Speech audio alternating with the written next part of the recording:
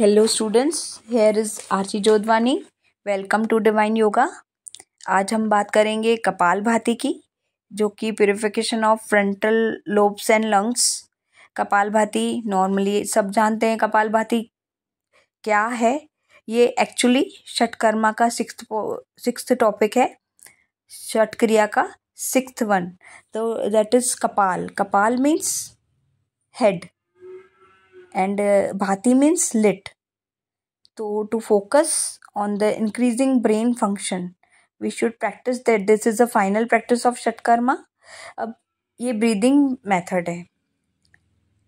Again I say कि yoga practice जो भी आप कर रहे हैं, फर्स्ट टाइम में कर रहे हैं, बिगनर्स हैं या आपको नॉलेज नहीं है, किसी एक्सपर्ट, किसी टीचर के गाइडेंस में करना चाहिए.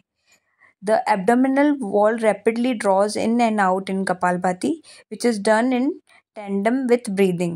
अब ये ब्रीदिंग टेक्निक है, इसमें हम फोर्सफुली सांस को बाहर फेंकते हैं और हाफ इनहेलेशन होता है, यानी आधी सांस भर के पूरी सांस को बाहर फेंकना है. And the breathing is quite different from normal breathing. ये नॉर्मल ब्रीदिंग नहीं है, एक्सलेशन पे पूरा फोकस रहता है, और जो इनहेलेशन रहता है वो थोड़ा पैसिव रहता है. Inhale is more energetic, focused, while exhalation is more passive. Now the exhale is energetic, more focused, whereas inhale is passive in Kapalbhati. अब नॉर्मल ब्रीदिंग में हम सांस भरने पे पूरा फोकस रखते हैं और एक्सलेशन नॉर्मल होता है, पैसिव होता है. और कपालभाति में क्या होता है, एक्सलेशन पे पूरी एनर्जी लगती है, सांस को बाहर फेंकना है, और इनहेलेशन जो रहता है वो पैसिव रहता है. ये फ़र्क रहता है कपालभाति में.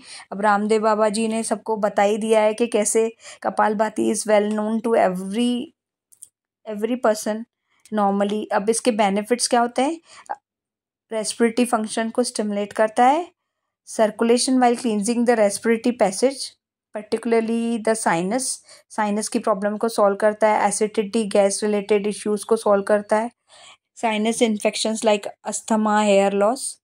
और मेन इसका बेनिफिट है, ये फेस में बहुत ग्लो लाता है. बट इसका जो प्रोसीजर है, इसको क्षमता अनुसार ही करना चाहिए. हाई बीपी पेशेंट्स को ये अवॉइड करना चाहिए. Heart disease, stroke, epilepsy should not engage in this activity during mensuration, periods के टाइम एंड ड्यूरिंग प्रेगनेंसी. ये क्रिया अवॉइड करनी चाहिए. और लूज मोशंस हैं, किसी को डायरिया की प्रॉब्लम है, प्रेग्नेंट वुमेन्स हैं जिनको अल्सर है, या exercise with caution when performing this asana. People who has excessive fat और mucus accumulated on the body should avoid it.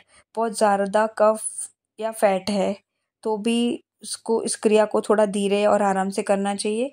When there is imbalance in doshas, vata pitta कफ, अगर किसी का इम्बैलेंस है, बहुत ज़्यादा रोगी शरीर है, तो भी कपालभाति अवॉइड करना चाहिए, क्योंकि इसमें बहुत ऊर्जा लगती है. और इसकी प्रैक्टिस शुरू में आप करते हैं तो 20 टाइम्स ईजीली हो जाता है, 25 टाइम्स. इसके बाद आपको डीप ब्रेथ्स लेना चाहिए. किसी भी प्राणायाम को या किसी भी क्रिया को हमें बिना नॉलेज के नहीं करना चाहिए. और मेन चीज़ है कपालभाति में जो हमें ध्यान रखनी है, हमारी स्पाइन हमेशा स्ट्रेट रहनी चाहिए, और ब्रीदिंग हमें नॉर्मल करके, हैवी एक्सरसाइज करके इमीडिएट कपालभाति नहीं करना चाहिए. ये षटकर्मा की क्रिया है, तो इसे ध्यान से किसी योगा एक्सपर्ट के अंडर में ही करना चाहिए. Okay friends, okay students, any question, any queries regarding this topic, you can ask or comment in, and you are always welcome to Divine channel, Divine Yoga. Thank you.